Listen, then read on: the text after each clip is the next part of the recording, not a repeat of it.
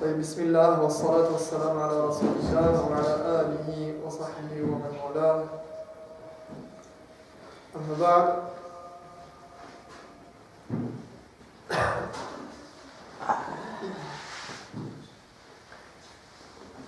إذا نرجع إلى موضوعنا في البحر الرائق والزهد والرقائق.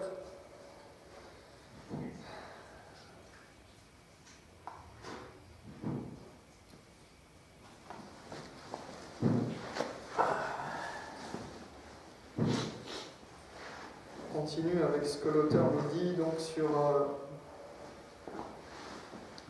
sur les états de ce cœur et cette lutte contre le diable.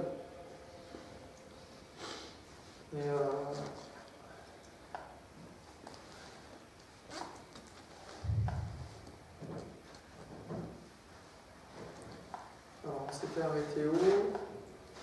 On s'était arrêté à الفتن. أليس كذلك؟ قال والفتن تعرض على القلب. والفتن التي تعرض على القلب فتن الشهوات وفتن الشبهات. تكلمنا بدأنا في الموضوع.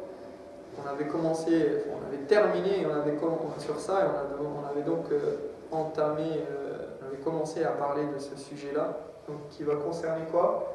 Ash-shubuhat wa shahawat. On avait cité le hadith où le prophète sallallahu alayhi wa sallam il dit tu'radu al-fitanu ala al-qulubi ka'ard al-hasir 'udan 'uda. Il disait que les cœurs ils étaient soumis ou sujets aux tentations. D'accord, les unes après les autres. Donc, le cœur, il est comme ouvert et soumis aux tentations et exposé aux tentations au quotidien, les unes après les autres. Et le prophète alayhi salatu wassalam nous dit qu'en fonction de comment ce cœur se comporte avec les tentations, eh bien, soit il va avoir nukitat fihi nuktatun sauda ou nukitat fihi nuktatun bayda. Soit il va avoir un point blanc, soit un point noir. S'il absorbe les tentations et qu'il les garde en lui, qu'il y répond, eh bien à chaque fois il va avoir un point noir. Et s'il rejette les tentations, il les repousse et il ne s'y adonne pas, eh bien, un point blanc va se former sur son cœur. Donc un point qui va nettoyer son cœur. D'accord? Jusqu'à ce que, à force, eh bien, le cœur il devienne soit complètement noirci par les péchés, et auquel cas il est complètement bouleversé, et il n'arrive plus à réfléchir normalement. Il voit le bien, il le voit mal, le mal, il le voit bien. Il est perturbé. Pourquoi? Parce qu'il est noirci. Il a une coquille autour du cœur. Le cœur, il est noirci par les péchés. Ou bien, de l'autre côté, il est complètement poli, pur, purifié. Et alors là, il brille de tout feu et il augmente la foi de la personne. Peu importe ce qui vient le troubler, il arrivera à s'en sortir. C'est comme dans ce cas-là, on pourrait dire qu'il est protégé, préservé par quelque chose qui vient l'entourer, qui est pur et clair et beau. Donc là, il nous dit que والفتن التي تعرض على القلب. Donc هذه الفتن نوعان فتن الشهوات وفتن الشبهات. Là il va classer les types de tentations en deux catégories. Il y a deux catégories de tentations. Donc il dit les tentations qui sont présentées au cœur sont soit des désirs, soit des doutes. Donc ces tentations, soit c'est des désirs, shahawat, soit des doutes, shubuhat.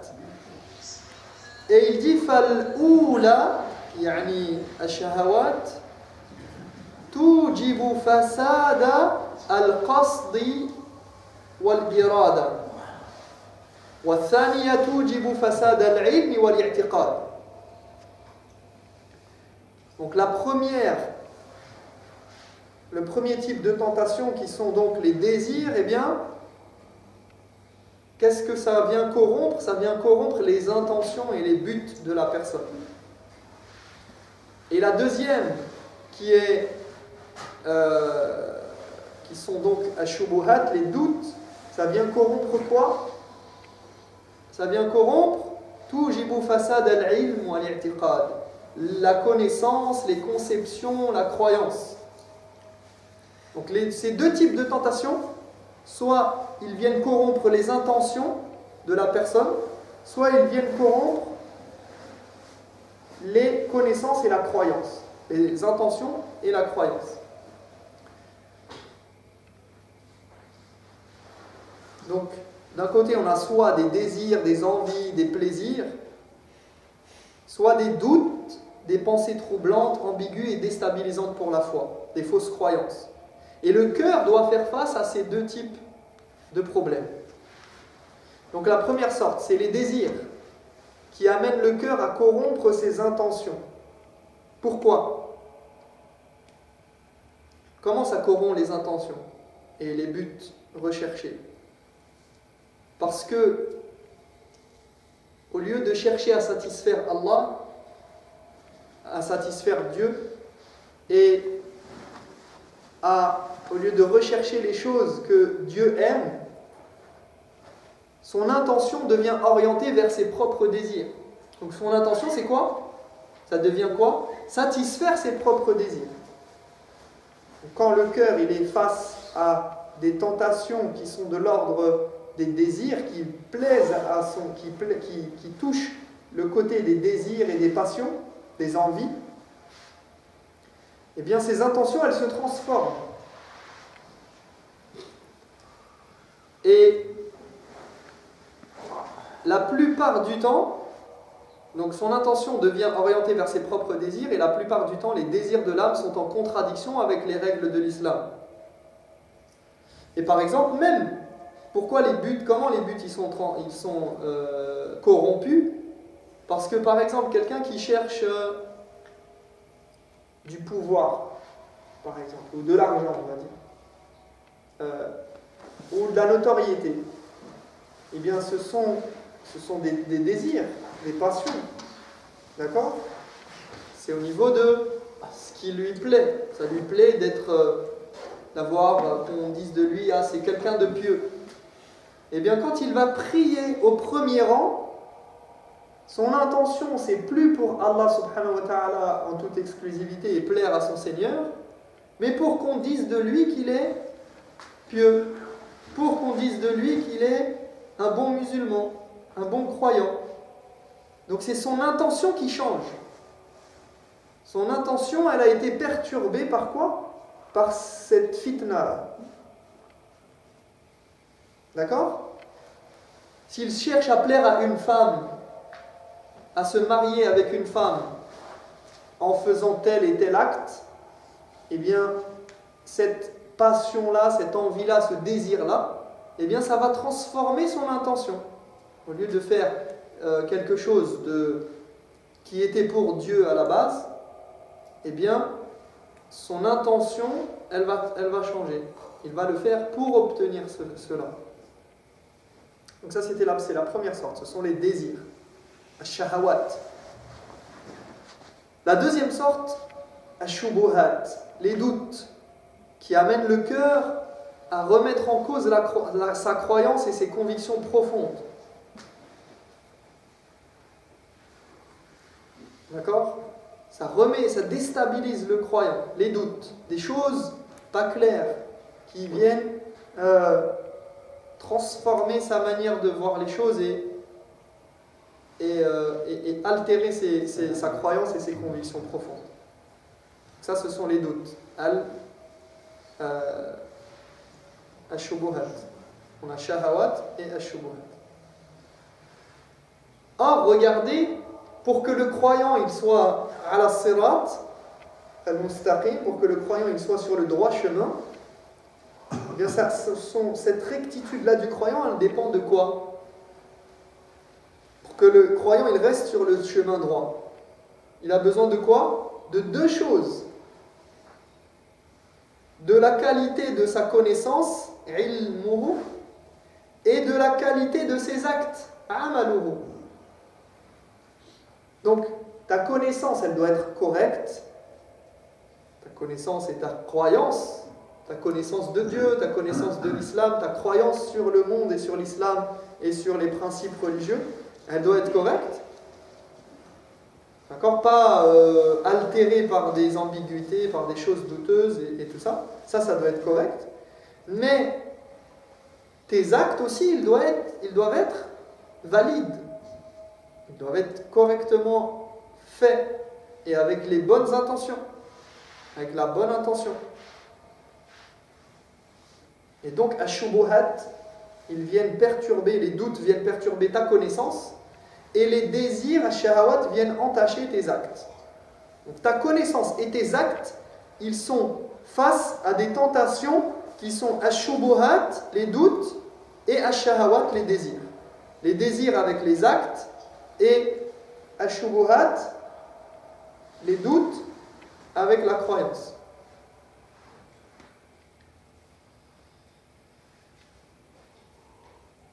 وتنقسم أمراض القلوب بحسب ذلك إلى أمراض الشهوات وأمراض الشبهات. Donc, logiquement, il nous dit ainsi, les maladies du cœur se divisent en deux catégories de ce point de vue-là. Les maladies liées au désir et les maladies liées au doute. Donc, puisque le cœur il est sujet à ces deux types à ces deux types de problèmes, à ces deux types de maux, eh bien, qui sont les shubuhat et les shahawat, d'accord, les désirs, shahawat et shubuhat, les doutes, eh bien, cela va causer au cœur deux types de maladies, les maladies liées au désir et les maladies liées au doute. كما فسر مرض الشهوات بقوله تعالى فلا تخضعن بالقول فيطمع الذي في قلبه مرض. Dans Surat Al-Ahzab, au verset 32, Allah subhanahu wa ta'ala dit, donc par exemple la maladie, il nous dit par exemple la maladie liée au désir est évoquée dans le verset où Allah nous dit ne vous montrez pas trop, alors ici il parle aux femmes du prophète, ne vous montrez pas trop complaisantes dans vos propos, ne parlez pas d'une manière trop complaisante, ne parlez pas d'une manière trop qui peut être perçue d'une certaine manière par certains. Et il nous dit juste après, afin de ne pas éveiller de désirs coupables dans certains cœurs malades. Donc ce sont des cœurs qui sont malades et qui risquent d'entendre ces femmes, les femmes du prophète parler d'une certaine manière et qui vont pencher vers elles, d'accord, et comprendre les choses d'une mauvaise manière et être touchés. Donc leur cœur, il est malade et ça va éveiller en eux un désir. Donc ici, c'est un exemple de cette maladie-là qui est relative au désir, au shahawat. فإن المريض يؤذيه ما لا يؤذي الصحيح من يسير الحر والبرد والحركة فكذلك القلب إذا كان فيه مرض آذاه أدنى شيء من الشهوة أو الشبهة حيث لا يقوى على دفعهما إذا ورد عليه والقلب الصحيح القوي يطرقه أضعاف ذلك وهو يدفعه بقوته وصحته. Il dit donc, en effet, le malade, contrairement à celui qui est en bonne santé, est sensible. Donc ici, il va comparer le cœur malade au corps malade. Il dit en effet, le malade, contrairement à celui qui est en bonne santé, est sensible au moindre changement de température et au moindre effort. quand quelqu'un il est malade, il devient sensible. Dès qu'il y a un tout petit changement de température, un tout petit effort à faire, ça devient difficile pour lui à supporter, difficile à faire. Le malade qui n'a pas de défense immunitaire, qui est fragile, eh bien le moindre petit truc l'affecte. Et pareil psychologiquement. Celui qui est malade psychologiquement, le moindre changement, la moindre parole, le moindre geste peut l'affecter gravement. Donc c'est pareil au niveau du corps, au niveau de l'esprit, au niveau du cœur. Et donc il fait cette comparaison, il dit, il en est de même pour le cœur malade. Le moindre désir ou doute l'affecte au plus haut point. Et c'est vrai, plus ton cœur est malade, plus la moindre petite chose peut te faire faillir ou chavirer ou te transformer. On voit des gens comme ça, qui, à la moindre petite parole, à la moindre tentation, ils dérivent, ils chavirent. Il dit, il en est de même pour le cœur malade. Le moindre désir ou doute l'affecte au plus haut point, car il est trop fragile pour les repousser lorsqu'il y est exposé. Alors qu'un cœur sain et fort, même assailli par bien pire que cela, il s'en sort indemne grâce à sa force et sa santé. Donc un cœur sain, un cœur en bonne santé, un cœur qui a l'iman, qui a la foi, eh bien, même s'il est assailli de toutes parts, il s'en sort indemne. Pourquoi ? Parce qu'il est en bonne santé. Et regardez notre prophète Youssouf alayhi salam, son cœur était tellement fort que lorsqu'il a été exposé à une situation très difficile, il est seul, en position de faiblesse. Une femme de haut rang et d'une grande beauté s'approche de lui. Elle s'offre à lui et il n'a aucun mal à la repousser. Et celui qui a un cœur fort, qui n'a pas de faiblesse, aucune tentation ne parvient à le déstabiliser.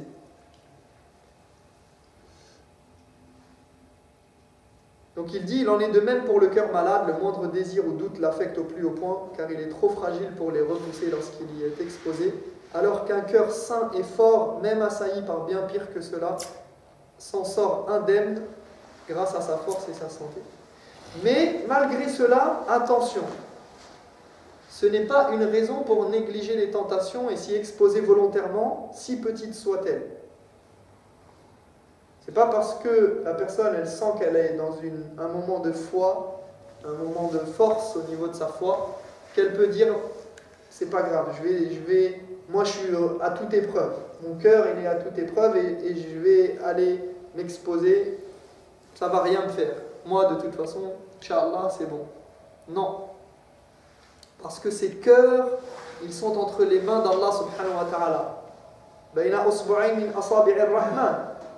يقلبها كيف يشاء القلوب وما سمي القلب إلا لتقلبه. Le qalb, le cœur, il est entre deux doigts des doigts du miséricordieux d'Allah subhanahu wa ta'ala. Il les transforme et il les change comme il le veut. Il peut faire chavirer et vaciller en un instant le cœur.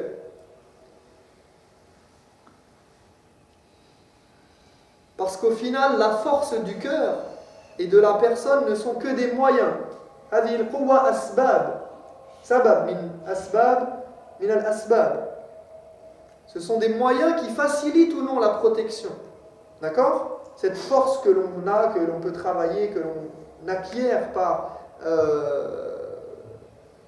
en travaillant notre foi, ce sont des moyens qui permettent d'obtenir ou non la protection, mais qui facilite cette protection. Mais en vérité, tout revient à Allah subhanahu wa ta'ala. C'est pourquoi même Youssouf alayhi salam, avec sa force, avec sa foi, avec son rang de prophète,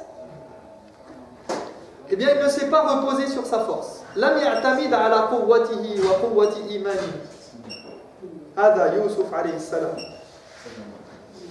Il ne s'est pas reposé sur son caractère pieux, sur le fait qu'il est vertueux, qu'il a la piété et qu'il est en lien avec Allah subhanahu wa ta'ala. Mais il a mis sa confiance. Alaykoum salam.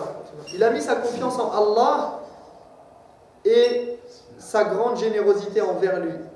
قال وإلا تصرف عني كيدهن أصب إليهن وأكن من الجاهلين.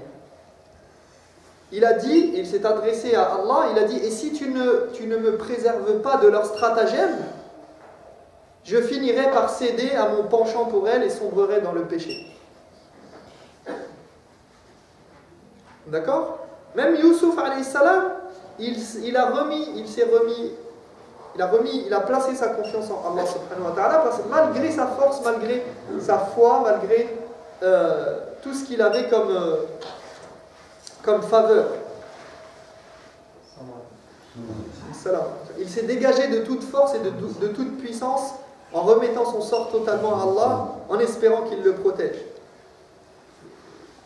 Combien de personnes ont été négligentes et ont cru être à l'abri des tentations, plus fortes que les tentations, et ont fini par succomber.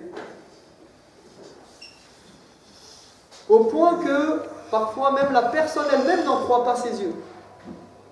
Elle fait quelque chose, elle tombe dans un péché, elle se dit « Moi j'ai pu faire ça. Moi j'ai fait ces choses-là. Moi je suis tombé aussi bas. Moi qui fais la prière, moi qui jeûne, moi qui fais ci, ça, ça. J'ai pu arriver à là. Mais comment ?» Amma amrad al-shubuhat. Donc il a donné l'exemple de amrad al-shahawat. Par ce verset-là qui s'adresse, donc Allah subhanahu wa ta'ala s'adresse aux femmes du prophète et il leur dit: ne parlez pas d'une manière trop complaisante, car il se peut que, en faisant ça, cela amène certaines personnes qui sont malades dans leur cœur à ressentir quelque chose et à vouloir concrétiser quelque chose. Donc attention. Et ça c'est un exemple qu'il donne. Il parle maintenant, il donne un autre exemple dans le Coran qui met en évidence Amrad al-Shubuhat, qui parle des doutes. فكما قال الله عز وجل في قلوبهم مرض فزادهم الله مرضا. Il dit quant à la maladie liée au doute, elle est mentionnée lorsqu'Allah dit dans Surat al-Baqarah, au début de Surat al-Baqarah, ces gens-là ont le cœur rongé par un mal profond que Dieu laisse s'aggraver. قال قتادة ومجاهد, donc ça هذا التفسير من قتادة ومجاهد, أي شك في قلوبهم مرض يعني شك. Qatada et Mujahid ont expliqué ce verset en disant, c'est-à-dire un doute. Cette maladie qui les ronge est un doute au niveau de la base de la foi même. يعني يشكون في الإيمان.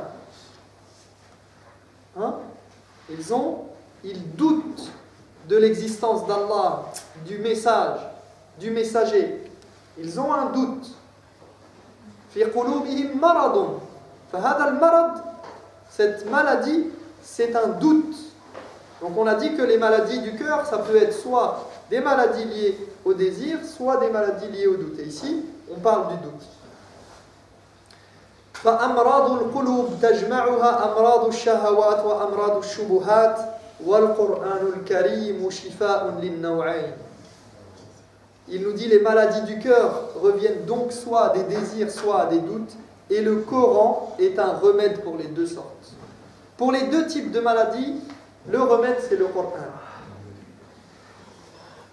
ففيه من البينات والبراهين القطعية ما يبين الحق من الباطل فتزول أمراض الشبهة المفسدة للعلم والتصور والإدراك بحيث يرى الأشياء على ما هي عليه. Il dit, et le Coran est un remède pour les deux sortes, car on y trouve premièrement les éclaircissements et les preuves évidentes qui permettent de distinguer le vrai du faux, ce qui permet de dissiper d'une part les doutes qui altèrent la connaissance, la perception et la compréhension, et donc de lui faire voir les choses telles qu'elles sont en réalité. Donc, premièrement, le Coran est un remède pour tout ce qui concerne la perception, tout ce qui concerne la croyance, tout ce qui concerne la connaissance et la compréhension. Pourquoi? Parce que le Coran, il permet de distinguer le vrai du faux. Il donne les outils pour dissiper les doutes qui viennent altérer la connaissance, la perception, la compréhension. Et donc, il donne les outils de voir les choses telles qu'elles devraient être. فهو الشفاء على الحقيقة من أدواء الشبه والشكوك ولكن ذلك موقوف على ماذا؟ على فهمه ومعرفة المراد منه.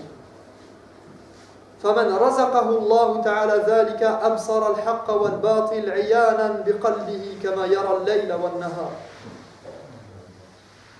C'est le remède par excellence, donc le Coran est le remède par excellence contre les doutes et les idées troublantes, mais à condition de bien en comprendre le sens et d'en connaître le véritable contenu.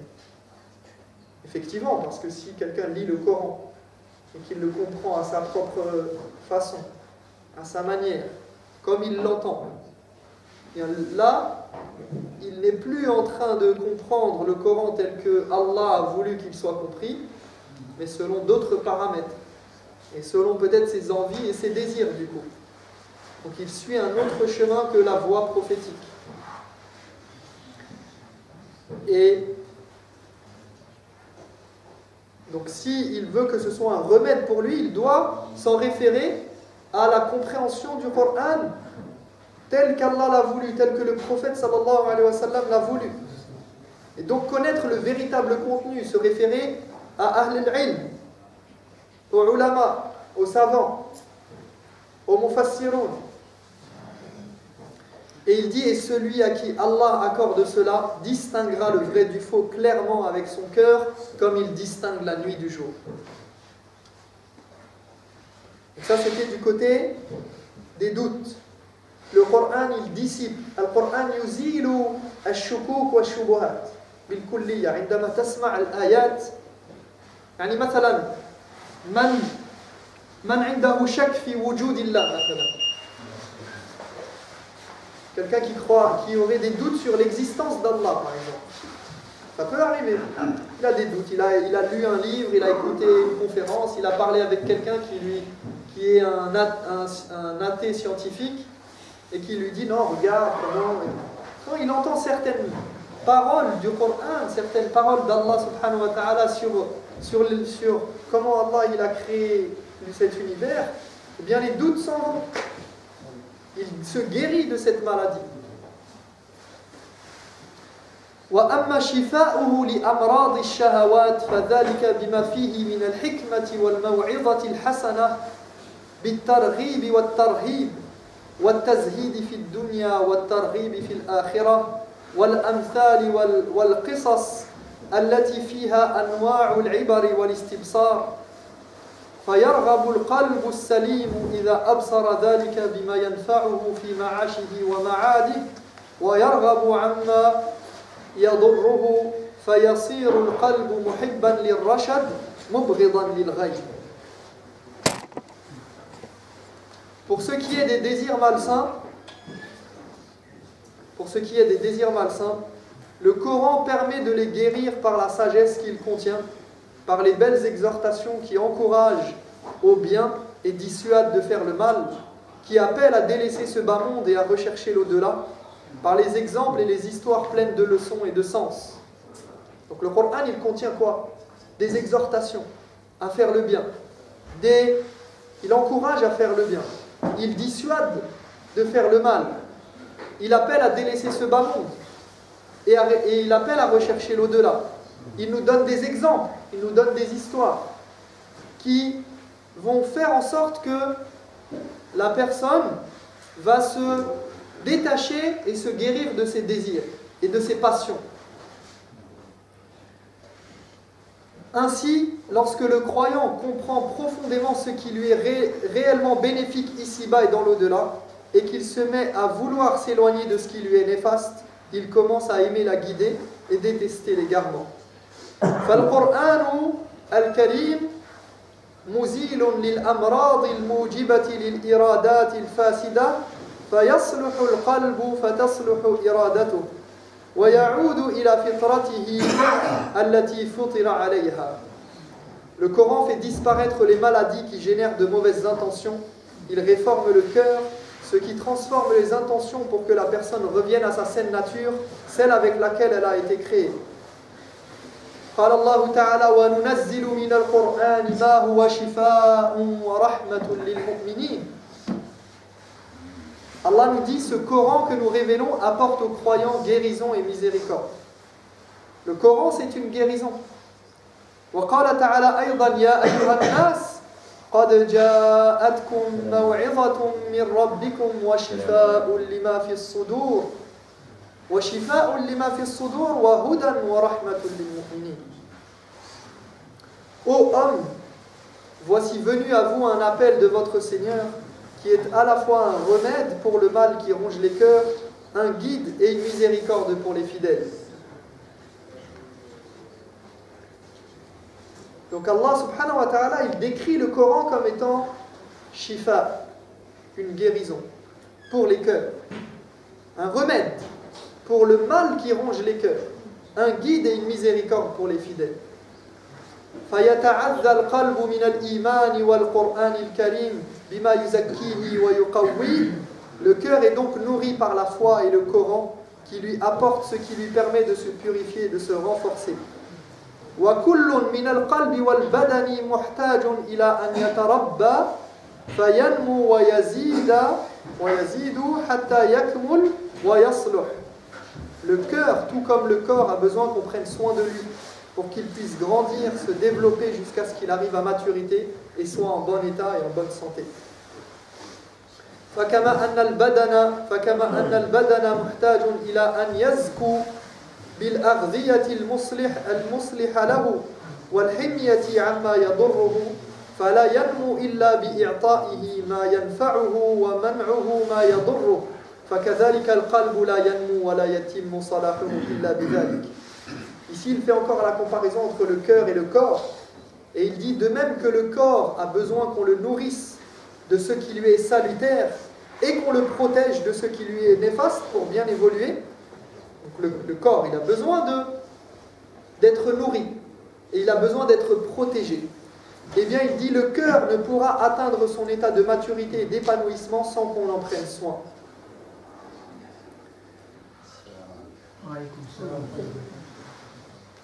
Voilà, donc il faut prendre soin de son cœur. Et on prend soin de son cœur en lisant le Coran. وهذا نداء للمؤمنين. هذا هم جدا أن يكونوا قارئين لكتاب الله متعلقين بقراءة القرآن متمسكين بالكتاب. Les croyants, ils doivent lire la parole d'Allah, ils doivent être attachés à la lecture du Coran. C'est pas normal qu'un musulman, qu'un croyant ne lise pas le Coran chaque jour. Il laisse passer un jour sans avoir lu la parole d'Allah. Et certains, une semaine, 2 semaines, des mois. Ramadan. Certains n'ouvrent le Coran que pendant Ramadan. مع أنه شفاء. القرآن شفاء لما في الصدور. On cherche toujours la guérison ailleurs que dans le Coran. وهذا من هجر القرآن.